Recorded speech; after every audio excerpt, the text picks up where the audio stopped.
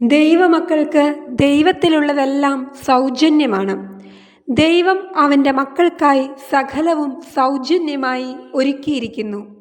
ലോകത്തിൽ എല്ലായ്പ്പോഴും നേടുന്ന പണം, പരിശ്രമം, യോഗ്യത ഇവ ആവശ്യമാണ്. പക്ഷേ ദൈവരാജ്യത്തിൽ വിശ്വാസികൾക്ക് ദൈവം നൽകുന്നത് കൃപയാൽ, അതായത് സൗജന്യമായാണ്.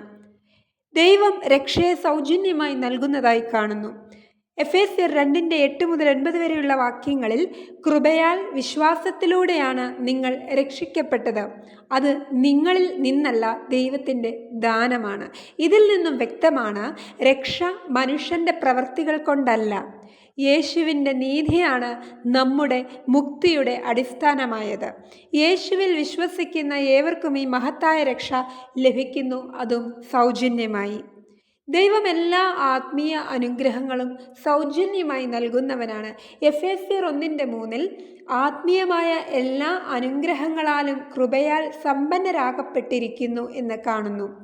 പരിശുദ്ധാത്മാവിൻ്റെ സഹായങ്ങളും ആത്മീയ ജ്ഞാനം, സമാധാനം, ആത്മബലം എന്നിവ നമുക്ക് ദൈവത്തിൽ നിന്ന് ലഭിക്കുന്നു. എല്ലാം ഈ ബഹുമതികളിലും നാം ദൈവത്തിൽ നിന്ന് സ്വീകരിക്കുന്നു, വില കൊടുക്കാതെ വിശ്വാസത്തിലൂടെ. ദൈവം അവൻ്റെ മക്കൾക്കൊരു പിതാവായി എല്ലാം ഒരുക്കുന്നു. വിശുദ്ധ മത്തായി 7:11 ദുർമാർഗികളായ നിങ്ങൾ മക്കൾക്ക് നല്ലവ കൊടുക്കുന്നു എന്നറിഞ്ഞാൽ നിങ്ങളുടെ സ്വർഗീയ പിതാവ് എത്രയോ അധികം നന്മ നൽകും. നല്ല പിതാവായി ദൈവം നമ്മെ പോഷിപ്പിക്കുന്നു. നമ്മുടെ ദൈനംദിന ആവശ്യങ്ങൾക്ക് പോലും അവൻ സൗജന്യമായി നിറവേറ്റുന്നു.